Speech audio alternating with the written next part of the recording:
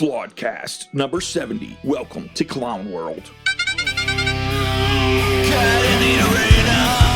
The reason that truth is stranger than fiction is that fiction has to have a rational thread running through it in order to be believable, whereas reality may be totally irrational. Sidney J. Harris. Flawedcast. Flawedcast. Get in the arena. Woo! America. What's up, Will? With the Will? Good morning, Jason. Hey, what up, Norman? Norm. Hey, how you doing? And here's Johnny. All right, so we are back, and we are full of piss and vinegar as always. Yeehaw!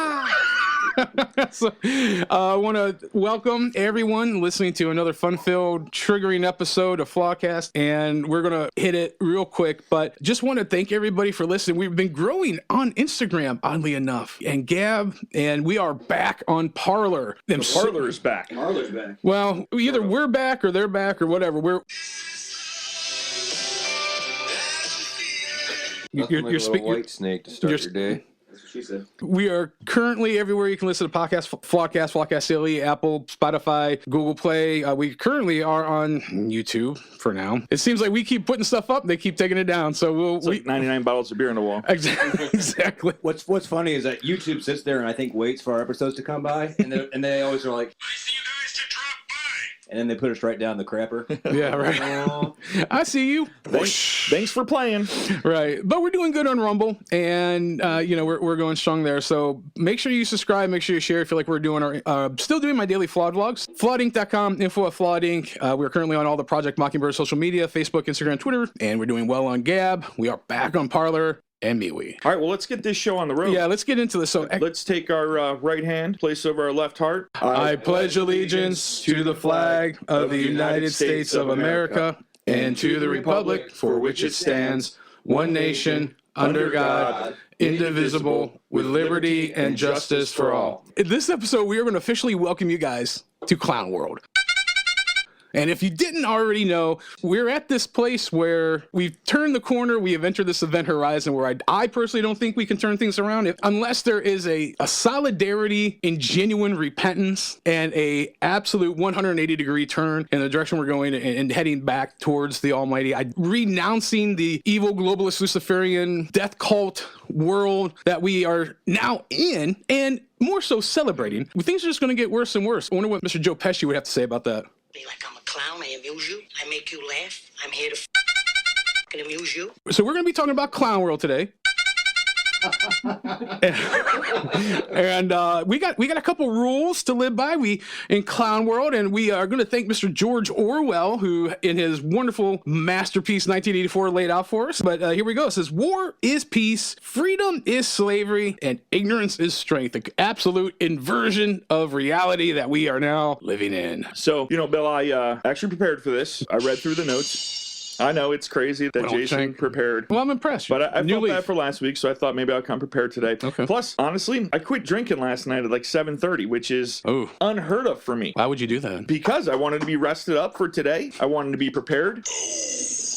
That's right, buddy. That's right. I'm turning a new leaf. Well, I support your sobriety. I'm reading these articles, and I am positive, Bill. I am positive that these are from The Onion or the Babylon Bee. These are not from mainstream media, are they? These aren't real. We'll share the sources as we go through them. So you're saying that you actually have the links to these, and you're going to share those links at the bottom? As I do, every episode. So people can actually look and see that this isn't from the Onion Babylon. Is that what you're telling me? That's what I'm telling you. Hey, Holy Mary, Mother of God. And while you're doing that, why don't you kick off the first article? So before we read the headline, I just want to say this is from the LA Times. I want to start with that. Los Angeles Times. Right. And this is the headline. Ellen DeGeneres salami. Question mark. One company's quest to make meat from celebrity tissue samples.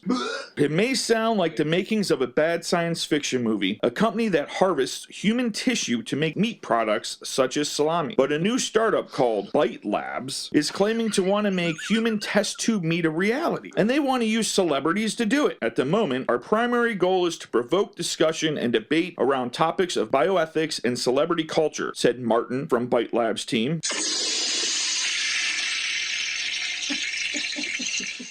But This is what's great. That Martin from Bite Lab teams, he wishes to remain anonymous right now. I'm not sure why. Maybe because he knows he's fucking crazy. So we see inefficiencies, environmental hazards, and ethical problems in the world's food production industry. Wait a minute. He sees current ethical problems, so we're going to make meat out of human tissue. That's not an ethical problem. The Donners were way ahead of themselves, let me tell you right now. Yeah, right? I mean, Donner, party up too.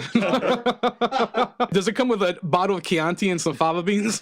there are exciting opportunities to disrupt these industries while opening new ways to consume celebrity culture. Jesus, did you... Wait. Consume. Here's how it will work. According to the Bite Labs website, a sample of tissue containing myosatellite cells, the type of cells that help repair and regrow damaged muscles, will be taken from a person during a biopsy. Those cells are multiplied in a lab using a medium that acts as an artificial blood to grow the muscle. Once the cells are mature enough, they will be ground and mixed with different kinds of meats, spices, fats, oils for flavor, and other things using one of the company's time-honored recipes. Time-honored recipes, okay. For the creation of fine cured meats. It will then be stuffed in a casing, seasoned again, then dry aged and cured before packing and for distribution. The company outlines how this type of test tube meat would eliminate environmental and ethical concerns associated with livestock production. Why? What the heck? Why raise cows when you can eat humans? I mean, Oh my gosh, what in the world is going all right, I'm not done. Claiming And there's more. Claiming its celebrity meat production would require less than 1% of the land used in traditional farming. I mean, this makes sense to me. Sure. This site also notes the lab meats will not be affected by growth hormones or come into contact with any pesticides or chemicals. And as far as the celebrity angle, Bite Labs is hoping they can use celebrities to warm people up to the idea of consuming the meat. Now, wait a minute. I want to reread this real quick. The meats will not be affected by growth hormones or come into contact with any pesticides or chemicals. However, you're going to get high as a kite because these celebrities were blowing lines before they gave their biopsy, you know what I'm saying? So, we got in that. each other. This gives all new meaning to the phrase "eat me." Yeah, right? Are they saying it's unethical to kill the cows? Is that why it's More or unethical? less. Or pigs or chicken or, I you know. thought cow farts were changing the weather, the climate. So Norm, you're thinking, we're going to talk about the dangers of that in a moment. yeah, I'm thoroughly confused. There are sample descriptions for James Franco, Kanye West, Jennifer Lawrence, and Ellen DeGeneres. None of these celebrities are actually affiliated with the company. And just in case you're wondering, Ellen DeGeneres' salami is described as black pepper and garlic with a playful kick of mustard. Give the Ellen salami a highly approachable and well-rounded flavor. Dude, that is a mess. So, Like, this is the thing. I'm not even, like, this isn't real. No. So there was a movie in the 70s. I don't know if you guys ever seen it. It's called Soylent Green with Charlton Heston. The long and short of it is that there is political upheaval all through the world and there's a shortage of food. So there's this thing called Soylent Green that they give rations out. And by the way, folks, food rations are coming to a town near you, I'd say very soon. But spoiler alert, they end up finding that Soylent Green is human. So you find out through the whole movie, all these people are disappearing. You know, ooh, what's going on? Soylent Green is humans. But here's an interesting thing. So I read that, and not only do I hear cannibalism, which is an occultic practice, but, you know, there's also like gene manipulation. There's cloning, because how the hell are they going to feed the world on one Jennifer Lawrence sample? If I want some J-Law baloney, you know, I mean... I actually have some inside information, because one of the times that I was taken aboard the mothership, they let me eavesdrop on a Hollywood conversation that was happening out in the desert, and this is kind of how it goes. Hey, look, guys, we're really in trouble here. And, well, in case we never find our way out and I die first, eat me. Eat you? Ew. You know, I mean, if you're starving to death, eat you. I don't even like talking to you on the phone. I'm just saying I'm willing to sacrifice myself for the good of the group. And all they were doing there is getting us ready. You shouldn't joke about this, John. At this point, we have to, because it's so blatant. And I want you to read this next episode, Norm, because you talked about you don't get it, and like the idea of thinking and compiling thoughts. I want you to get this one. This one was Ironically, Norm likes to go down the rabbit hole. Wow. Seriously, that is one of the most disturbing articles Isn't I've ever it? read in my entire life. And there's nothing you can do but laugh. That is some disturbing... I mean, folks. Norman! I gotta tap my brain back into place and uncross my eyes. Johnny, get the duct tape ready. I have it whenever you guys need it. Don't go down the rabbit hole. Critical thinking, as we're taught to do it, isn't helping in the fight against misinformation. Please stop thinking for yourselves. Thank you. Oh my God. Thinkers, This all is New York thinkers, please Times. get on the train. All thinkers, please get on the train. Critical thinking is not useful. an idiot named Charles Warzel. Wait, and this is from the New York Times. Yeah. New York Times. So we got coast to coast here. Yes. For an academic, Michael Caulfield has an odd request. Stop overthinking what you see online. Mr. Caulfield, a digital literacy expert. Self-proclaimed, maybe. Mr. Caulfield, a digital literacy expert at Washington State University, Vancouver, knows all too well that at this very moment, more people are fighting for the opportunity to lie to you than at perhaps any other point in human history. Misinformation rides the greased algorithmic rails of powerful social media platforms and travels at velocities and in volumes that make it nearly impossible to stop. That alone makes information warfare an unfair fight for the average internet user. But Mr. Caulfield argues that the deck is stacked even further against us, that the way we're taught from a young age to evaluate and think critically about information is fundamentally flawed and out of step with the chaos of the current internet. We're taught Thank you. We're taught that in order to protect ourselves from bad information, we need to deeply engage with the stuff that washes up in front of us. Mr. Caulfield told me recently. He suggested that the dominant mode of media literacy, if kids get taught any at all, is that you'll get imperfect information and then use reasoning to fix that somehow. But in reality, that strategy can completely backfire. In other words, resist the lure of rabbit holes, in part by reimagining media literacy for the internet hellscape we occupy. It's often counterproductive to engage directly with content from an unknown source, and people can be led astray by false information. Influenced by the research of Sam Weinberg, a professor at Stanford, and Sarah McGrew, an assistant professor at the University of Maryland, Mr. Caulfield argued that the best way to learn about a source of information is to leave it and look elsewhere, a concept called lateral reading. Yeah, I'm not eating this guy.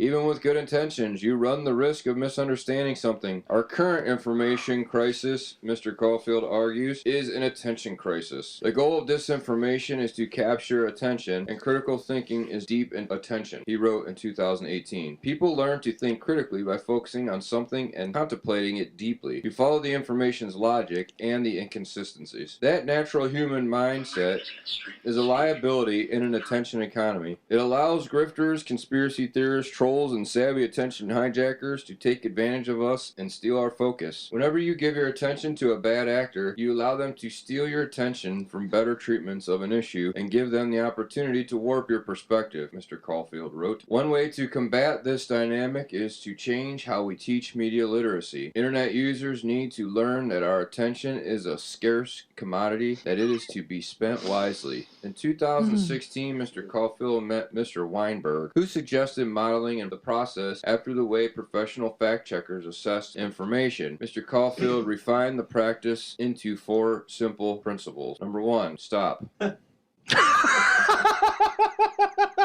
gotta tell you. Did it follow by collaborate and listen? Yeah. Stop, collaborate, and listen. Son of a bitch. Number 2, investigate the source. Number 3, find better coverage. Number 4, trace claims, quotes, and media to the original context, otherwise Does known not as compute. SIF. Does not compute. Does not compute.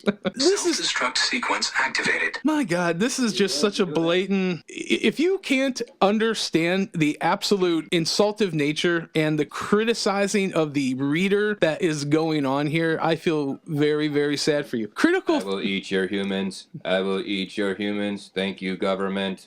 Thank you. Stop critically thinking. Stop, because what will happen is their narrative is so thinly woven that eventually you're just going to pick it apart. And I would like to think this next article, which I hope Johnson & Johnson can read, I had to actually do a lot of deep research. This is almost a year old, but I found this on the Chinese version of the New York Times. This wasn't a New York Times article that I was able to find or access. This is the Chinese version of the New York Times. This is just a really interesting. Insinuate that the New York Times and the Communist China propaganda align? Are you trying to say there's some sort of synergy? No, because I'm sifting, and that would mean that that I'd have to critically think, which is That's not been outlawed. Yes, we don't do that anymore. Stop. That was that stop. Well, I want to be clear that, Bill, you Should not say declare that that. it's the Chinese version of New York Times. It's not the Chinese equal to it. It is actually the New York Times in China. The New York Times, you The just New York couldn't Times. get this article unless you went to the Chinese version of the New York Times. Exactly, and I have been learning Mandarin, in which I've translated, and Hanging out with Wayne. So you translated this article? yes, Excellent. yes, I'm sure it's very accurate. I need to get a life. Yes, so Johnny. Oh, from the Chinese New York Times, which just that alone right there is pretty awesome. Can't make this up, folks. From April 2020, the year of our Lord, instead of coronavirus, the hunger will kill us. A global food crisis loomed. Nairobi, Kenya, in the largest slum in Kenya's capital, people desperate to eat set off a stampede during a recent giveaway of flour and cooking oil, leaving scores injured and 2 people dead. In India, thousands of workers are lining up twice a day for bread and fried vegetables to keep hunger at bay. And across Colombia, poor households are hanging red clothing and flags from their windows as a sign that they are hungry. Son of a bitch. We don't have any money, and now we need to survive, said Pauline Karushi, who lost her job at a jewelry business in Nairobi and lives in 2 rooms with her child and 4 other relatives. That means not eating much. And this is where the Bite Lab comes in, you know what I mean? Right, yeah. My name's Brad Pitt. I'm here to feed you. Oh, the coronavirus pandemic has brought hunger to millions of people around. Oh, the coronavirus pandemic brought the hunger to millions of people around the world. Is there anything this coronavirus cannot do? I challenge you to think of Well, something. I know that it's cured the flu, cancer, and heart disease. Pneumonia. True, Yeah. yeah. It cannot bring freedom. And apparently you can't die from car accidents anymore. That's true. It's just so funny how the coronavirus pandemic did all this. Now that the shutdown of the world did all this, you know, let's kill hundreds of millions of people through. And Bill, you said this a million times about what happens when you shut down a first world country. The third world dies. The third world dies. This is exactly what happens. No water, no food, no nothing. Well, you know, when we were growing up, I don't know if you guys remember this, but Sally Struthers used to feed paste to those kids in Ethiopia. And, you know, Sally Struthers, you know, I don't know if they're going to make a ham shank out of her or not, but all joking aside, when we aren't able to charitably give and donate, the first world gets kneecapped. Well, of course, we're primarily focused on ourselves. We cannot be as generously giving as we typically are. So this is that trickle-down effect from that. All right, here we go, folks. The clown episode continues. Clown world continues. Clown world. Speaking of the clown, go ahead, Jason. Mainstream media furious after Biden administration reportedly sets $170 charge for reporters entering White House grounds. Where do you come up with $170? It gets better. Just, All right. It gets better. Trust It's a me. rather arbitrary and abstract number. The Biden administration reportedly plans to charge news organizations if they want to cover the White House. According to the Washington Post, the White House press office has reportedly announced that as of Monday, it will begin charging reporters for the mandatory coronavirus tests that anyone entering the White House grounds must undergo. The bill for the test will be $170 per person, according to the Post. The Trump administration covered the costs of tests, but the Post said that the Biden regime contends that the cost of maintaining the testing regime for nearly a year has strained its budget. Testing for the coronavirus has strained the national budget. So the previous administration was footing the bill for these people to get their ridicule, lie, and condemn him. The old Biden administration, we're running a Paying his deficit. penance because he's a xenophobic, homophobic, racist, yes. White mother effer. supremacist. Yes, exactly. All right, Norman, let me preface this one. This is the exact verbatim transcript of the exchange between Senator Rand Paul, Mr. Dr. Levin. I'm sorry. I know. Shame on you. Listen, I need some duct tape before we get into this. Johnny, duck Just 'em. the thought of this whole thing, I just need more duct tape. Ready? Here. More God! More God! More God! More God! Not enough. Oh, this is spot. God! Watch his beard. Oh, thank you very much. Almighty. Oh my gosh, I'm cracking at the forehead right now. So a lot of people have put out videos trying to paint Rand Paul, who I actually do respect, as just an absolute whatever-ist. Whatever ist or phobic he might be this week. Whatever they're triggered or pissed off by this week. So I wanted to get the actual transcript of what was actually said. This is straight from an actual Dr. Rand Paul My question is, in the horse's mouth. Are these factual? This is factual, you're saying. This is the actual statement. So this has nothing to do with feelings? No. Oh, well, don't listen, folks. This doesn't mean Yeah. anything. It's just facts. I actually watched this. It's really mind-blowing that people frown upon Rand Paul when, I mean, you see his reaction in the video when he's actually getting these, well, sometimes non-responses, and it's like, I'm the same way, but somehow he's the bigot, and he's the... because he Yes, doesn't- now you're learning the rules of Clown World, Norm. Senator Rand Paul's exchange with Biden nominee over transgender treatment for kids. Senator Rand Paul. Genital mutilation has been nearly universally condemned. Genital mutilation has been condemned by the WHO, the United Nations Children Fund, the United Nations Population Fund. According to the WHO, genital mutilation is recognized internationally as a violation of human rights. Genital mutilation is considered particularly egregious because, as the WHO notes, it is nearly always carried out on minors and is a violation of the rights of children. Most genital mutilation is not typically performed by force, but as WHO notes, but by social convention, social norm, the social pressure to conform, to do what others do and have been doing, as well as the need to be accepted socially and the fear of being rejected by the community. American culture is now normalizing the idea that minors can be given hormones to prevent their biological development of their secondary sexual characteristics. Dr. Levine, you have supported both allowing minors to be given hormone blockers to prevent them from going through puberty, as well as surgical destruction of a minor's genitalia.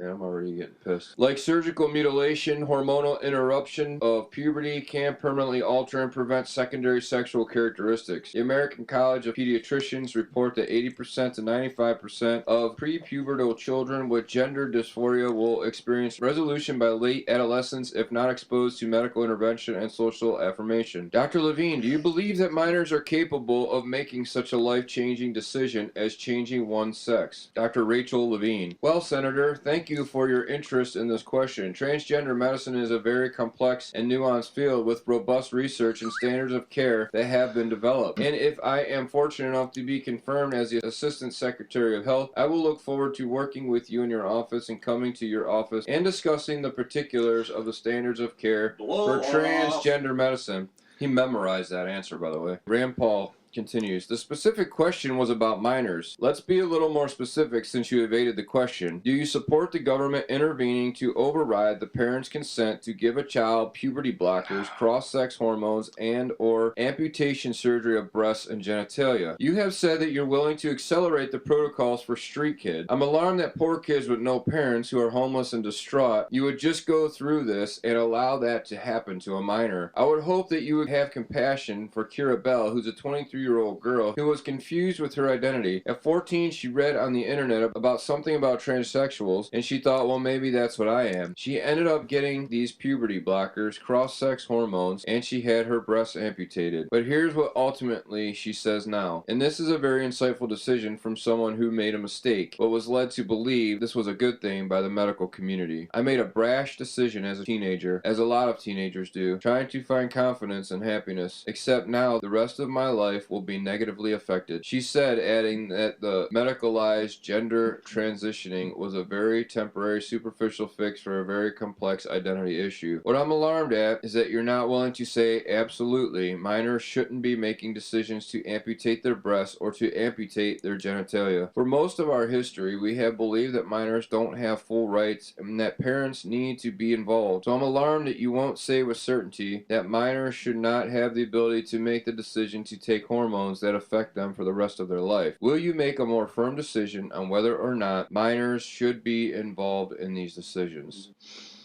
Rachel Levine. Senator, transgender medicine is a very complex and nuanced field, and if confirmed to the position of Assistant Secretary of Health, I would certainly be pleased to come to your office and talk with you and your staff about the standards of care and the complexity of this field. Rand Paul, let it go into the record that the witness refused to answer the question. The question is a very specific one. Should minors be making these momentous decisions? For most of the history of medicine, we wouldn't let you have a cut sewn up in the ER, but you're willing to let a minor take things that prevent their puberty, and you think they get that back? You give a woman testosterone enough that she grows a beard, you think she's going to go back looking like a woman when you stop taking the testosterone? You have permanently changed them. Infertility is another problem. None of these drugs have been approved for this. They're all being used off-label. I find it ironic that the left that went nuts over hydroxychloroquine being used possibly for COVID are not alarmed that these hormones are being used off-label. There's no... come on. There's no long-term studies. We don't know what happens to them. We do know that there are dozens and dozens of people who have been through this, who regret that this happened and a permanent change happened to them. If you've ever been around children, 14-year-olds can't make this decision. In the gender dysphoria clinic in England, 10% of the kids are between the ages of 3 and 10. We should be outraged that someone is talking to a 3-year-old about changing their sex. Can we have a moment of silence for all the children that article was about? Seriously. If you voted for this crap, shame on you. You should be on your face before God begging for forgiveness. I got no jokes for this one. That's some sick shit, man. I would probably say I'm the most classically liberally minded of everyone here, and people can do what they want to do. Actually, Jason and I know someone that's an adult going through this, and if that individual wants to do that, then he can. I have a hard line when it comes to murdering children and the absolute corruption of innocence. That's what this is. So you got to look at the subtleties here, and Rand Paul, he actually is a medical doctor, so he can come from this not only in a legislative aspect, but also a medical aspect. And when he talks about a lot of these, well, most of this comes ethically. And well, no, absolutely, but even on a medical, where he talks, these medications are used off-label, they're causing sterilization. One of the quickest ways to eliminate the population is to have them quit reproducing. So it not only is it the absolute corruption of innocence, not only is it the absolute manipulation and twisting of the image and likeness of God, but you are actively having a hand in this evil eugenics process of depopulation. Call me a tinfoil hat conspiracy theorist. This is what is happening. The Bible is very specific when it says it would be better for him to have a millstone hung around his neck and be cast into the sea than he should cause one of these little ones to sin. And that's where it becomes, they're going to say, oh, so now it's a sin to do this. I think it's a sin. I think it's a sin to damage. I'll take a hard line and say yes. I'll take a hard line and say yes. And you want to call me out on it, call me out on it. But yeah, you're taking some of these kids are like babies. Babies can't make decisions about where they want to go eat. I have an 18-year-old daughter who still doesn't know. Well, the baby argument is the easy one. I mean, it's laying fruit, right? The reality is... Warning! Go down for the sick sound off. Yeah. I have an 18-year-old son, and he's still trying to figure out how, banking works. Yes. You know what I mean? Because you learn that from experience, not from, they don't have a class at school that shows you how to handle finances and stuff like that. That comes from us as parents. Yeah, they don't do that anymore because it's big money to get in debt. That would make you self-reliant, and we don't want that. So, I mean, there's so many decisions that he cannot make, and we're talking about anyone younger than that, I'm sorry. And the reason there's a drinking age of 21 is because you can't make good decisions until you're an adult, okay? Hell, even that's questionable. The 20s are extremely questionable. And I'll say this, I think women actually develop more maturity much faster than men. I think that's a very fair statement. It's a fact, look it up. And the reality is, especially for men, boys, whatever you want to say, physical, someone born with a penis shouldn't even be making these decisions until they're in their 30s probably. But at least let's stick with our standard that we've created as a nation, that 18 is the age for adulthood. And there is no possible way you should be able to make a decision that is not a life-altering. Right, but not a life-saving decision. We're not talking about if we don't amputate your leg, you will die. Right. We're not talking about that. Something like that. We're talking about identifying as a different sex, this and that. So at 18, they haven't experienced the whole world. They haven't experienced that the bullies who think they're awesome and those jocks,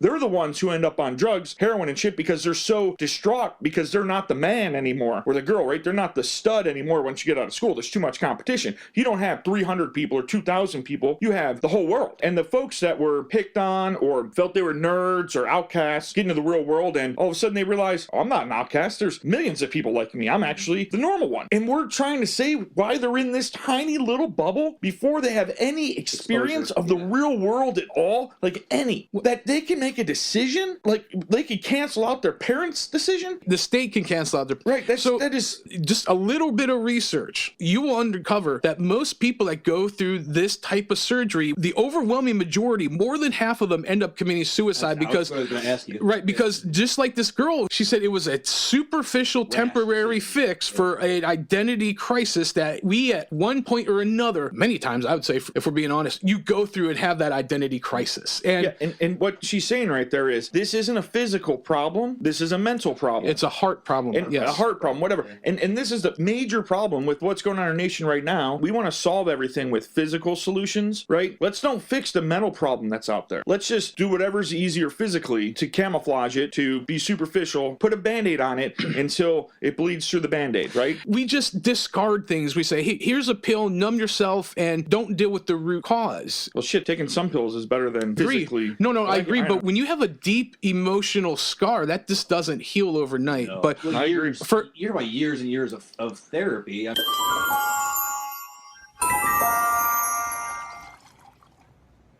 Hey, John, that's weird. That glass looks half full to me. Wow, now that you mention it, it is half full. I mean, how about at least with these kids, even when they get to the age of 18, there should be therapy. It should. The first result shouldn't be less. To me, this all breaks down to, even like we've talked about before, and Jason's mentioned this several times, about like how we just become soft as a society, where the first answer is cut off and restart. Not try and work through our issues. You know, everybody gets a trophy. There's the whole. As a society, we teach everyone it's the easy way. It's always the easy way. Whatever, like, protect your children so that they don't have to be exposed to real world and understand what it's about. And listen, man, there's something I've learned. I'm 44 years old. Got a long way to go, but I have some experience at 44 years, and I will say this. Life's hard and life is unfair. I'm sorry, man. Life is hard. Let's quit giving people the outs. Yep. It's out of control, guys. And these are great points. But Johnny, let's get to this next one. Let's try to herd the cats here. All right, why not? After years of secretly buying up land, or not so secretly if you were actually paying attention, Bill Gates becomes the biggest private owner of farmland in America. Who sees potential doom here? I don't know. Let's read the tea leaves, folks. Bill Gates, the eccentric Microsoft co-founder who has no college degree but a lot of power and money and interest in current events, is now the country's largest private owner of farmland, and nobody seems to know why.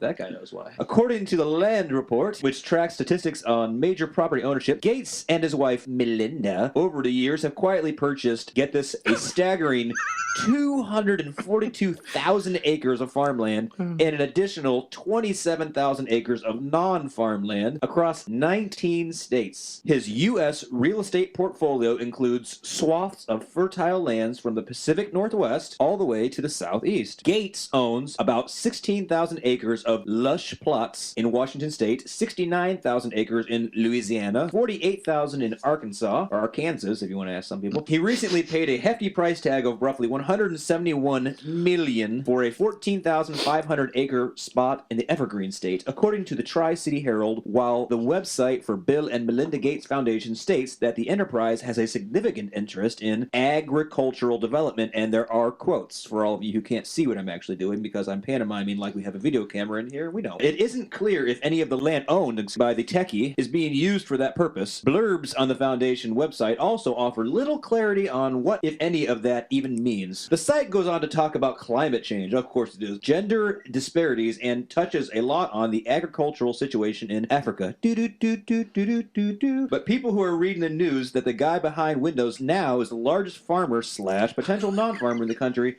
don't quite know what to think. I love that. The Famous world. Millions in his parents' basement. Well, there's I live in my sister's basement. Listen, you want to talk about a rabbit hole? Yeah. Bill Gates literally inherited his fortune from Dr. Watson, who the creator of IBM, who helped, trust me, do some investigation. And if you're starting to, like, if you've heard this entire conversation, you've stuck through us with all our fun. We started off talking about eating children. Now we're talking about Bill Gates buying up all this farmland, which, what does farmland produce? Nothing Food. once Bill Gates owns it. Food. So if he's buying all the farmland and he's not a farmer, with air quotes, start connecting the dots. He's not a farmer, like he's not a doctor, like he's not a computer. But he's an expert in all of the above. Well, according to, so that's where my logical brain thinks, okay, I know logic doesn't dictate it, but he's not a farmer, so he's not going to use this for typical agriculture, but he does want you to eat Ellen DeGeneres' thigh. So Mr. Synthetic Meat himself.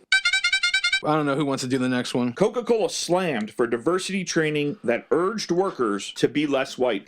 Listen,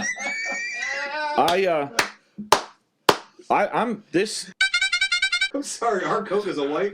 this event. And listen, you know this. Captain Morgan and Coke is my favorite alcoholic beverage ever. Coke. I have now converted to Dr. Pepper and Coke because of this. I'm not going to lie. I drink it straight up too. So Listen, this is a major trigger for me when this went down. I've had conversations with my children about this. This is what's wrong right now. All right, I'm gonna read the article. I'm seriously I'm gonna get pissed. I hate you all so much! Coca-Cola employees were urged to be less white as part of the company's alleged diversity training, but the material was yanked offline following a viral whistleblower post. The Confronting Racism course in question was offered by LinkedIn Education and allegedly utilized by the soft drink titan. In the U.S. and other Western nations, white people are socialized to feel that they are inherently superior because they are white, reads one of the slides. Allegedly sent from an internal whistleblower and posted on Twitter by YouTube commentator Carolyn Oryasenko. This is their Confronting Racism course. Okay, this course is made to confront racism. Quote, in the U.S. and other Western nations, white people are socialized to feel that they are inherently superior because they are white. So, to be less white is this is the checklist that they offered that white people should do to be less white. 1, be less oppressive.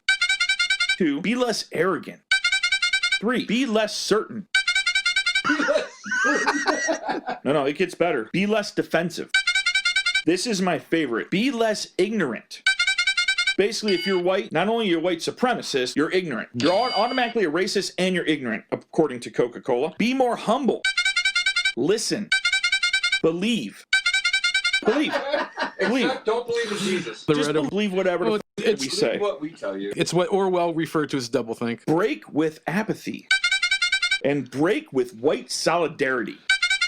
All right, listen. I have people skills. I am good at dealing with people. Can't you understand it? I want to say something, and Bill, it's up to you, leave it or not. I'm fine with it. Oh, boy.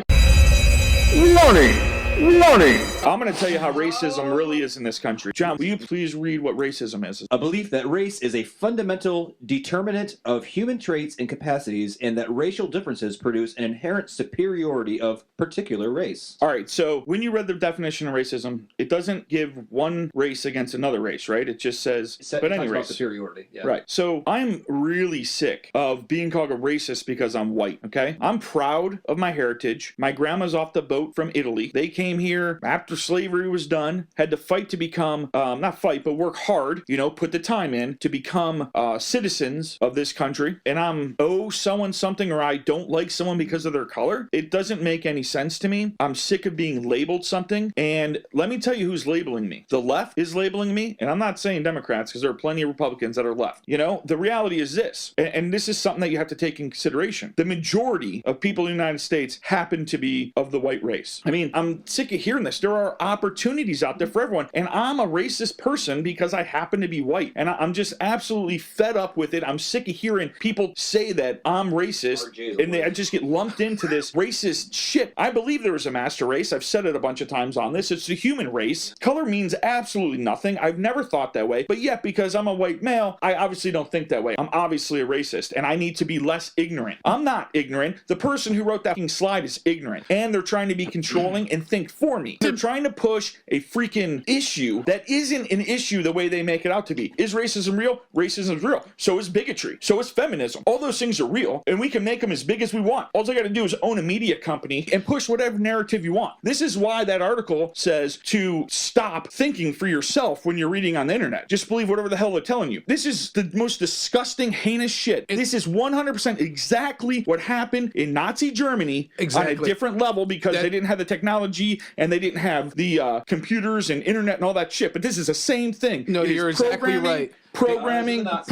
And I'm sick of it, and it's separation and division. You're exactly right. They programmed the majority of people to villainize the Jewish community at that time. You know who the most racist people are literally white progressives. Yeah. And the white progressives are the ones that are continuing and forcing this narrative down our throat. And this is by design. There's a process to overtaking and overthrowing countries and cultures and civilizations. And if you study history at all, you understand that. The first step is demoralization. If you can can demoralize a people, you are already more than halfway through conquering them. However, they have weaponized minority groups. So whereas now you have what you're seeing, and this is not racially charged. This is data. This is fact. This is if you start to dig into the statistics and if you start to break down the numbers, and what you're saying is 100% Right, and we're factual. just talking. I'm totally triggered about it. I think it's total bullshit. We do have a systemic issue in our country, and it has nothing to do with race. And we do have to figure out how to fix that problem, right? But we have to do is hard work and go in and work with folks and create more equality, but not equality the way they're making it look. Not like equality of outcome, equality of opportunity. That's right. Exactly. And that's where, if you listen to any of the propaganda coming forth from the Biden administration, they always talk about equality of outcome. Yeah. And it's very subversive. And that's why, even as we're going through these articles, you have to understand what, like, when they first tell you don't go down the rabbit hole, the first thing you do is stop. Don't stop. Yeah, they want you to stop. The human mind is a supercomputer of the world that we have in our disposal. God has given us the ability to cognitively and critically think and digest things. And what we are doing is an exercise in that. So we're now thought police. But I appreciate what you're saying, it because the idea of Americanism, the idea of free thought, free enterprise, just freedom in and of itself is a detriment to these globalist Luciferians that we've been talking about since episode number 1. And it's not done anything but become more insidious and more blatant. Cancel culture has struck again, folks. The time is right to cancel Dr. Seuss's blatant racist books. Now, the irony, if for those who don't... he rhymes, and clearly he's making fun of rap music. And rap music, if you know, was originated by the African culture, so that's got to be racist. Well, right? the ironic thing is that people that genuinely don't know that Dr. Seuss himself was a liberal progressive during his time. Yeah, that would require research. They've commanded us to stop. This particular demographic of people, they cancel everything to eventually they'll begin to circle around. And it's interesting. And it's pretty much self-explanatory. And it's really a prevalent story right now. But I firm believer people have the right to read, to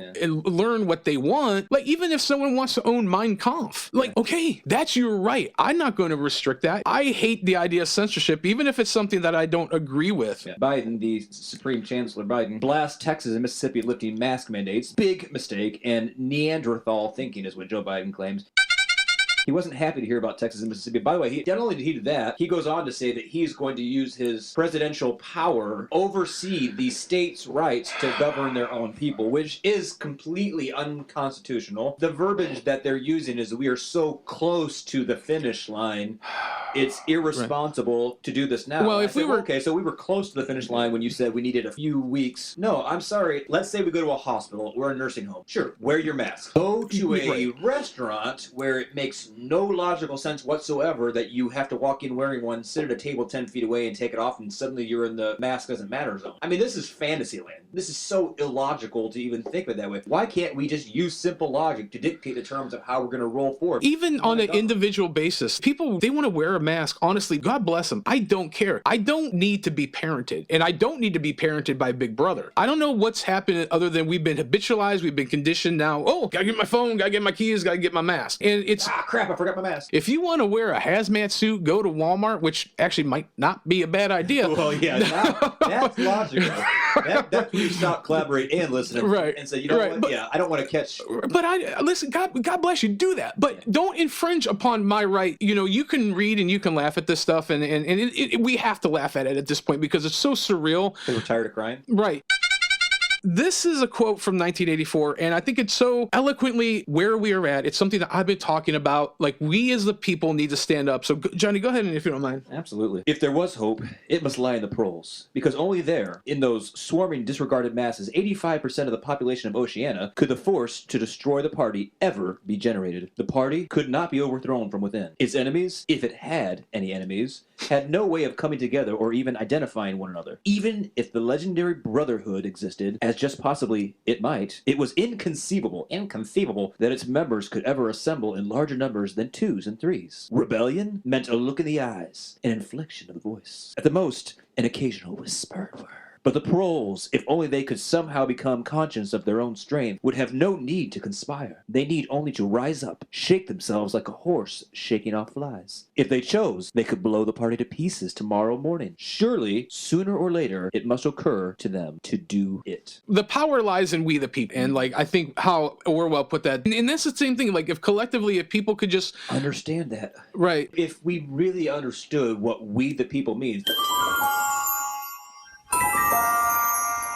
It's not saying we the whites, we the blacks, right. We the this, we the Christians, we the non-Christians. We the people is the collective. We the people is a collection of people saying, you know, right is right. A collective, right. Wrong is wrong. And we'll deal with our issues as we have to. But the number one issue and your target, your goal always has to be the same. Go ahead and read the scripture there, and we'll just end it on that. We're going from the Amplified Bible. John, chapter 15, verses 18 through 25. If the world hates you, and it does, know that it has hated me before it hated you. If you belong to the world would love you as its own and would treat you with affection. But you are not of the world. You no longer belong to it. But I have chosen you out of the world. And because of this world hates you, remember and continue to remember that I told you, a servant is not greater than his master. If they persecuted me, they will also persecute you. If they kept my word, they will keep yours also. But they will do all these hurtful things to you for my name's sake, because you bear my name and are identified with me. For they did not know the one who sent me. If I had come and spoken to them, they would not have the guilt of their own sin. But now they have no excuse for their sin. The one who hates me also hates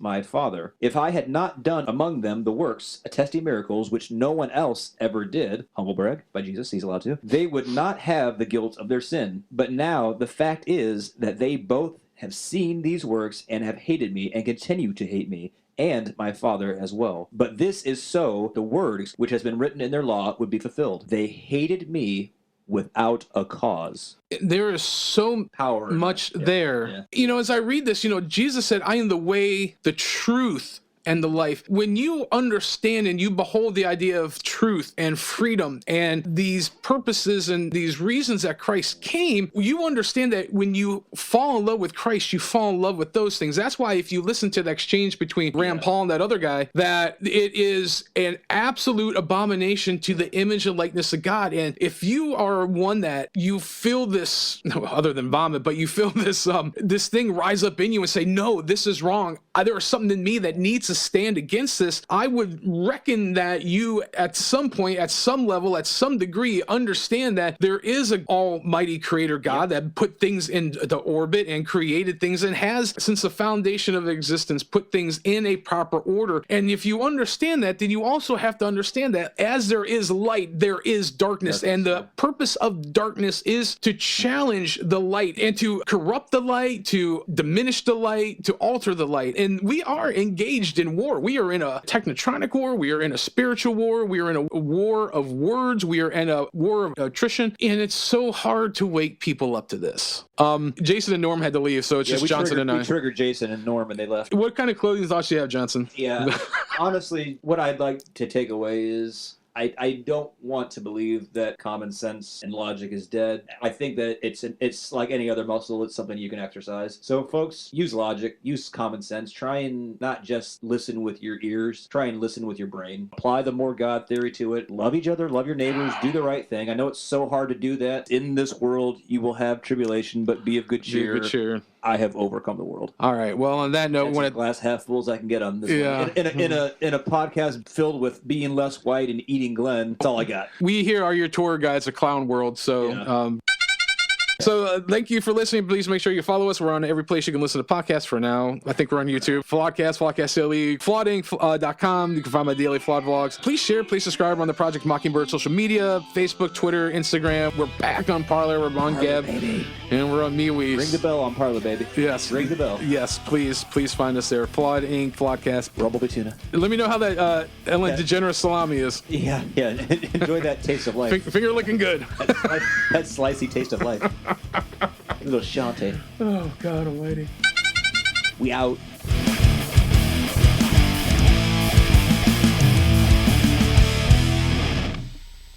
Then he tells me how Trump has Alzheimer's. He goes, you see Trump has Alzheimer's, right? I'm like, what the f*** are you talking about?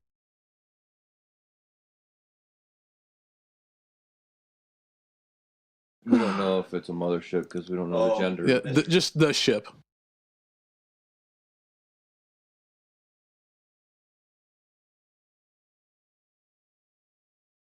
We're getting into some real bioethics now. Yeah, right.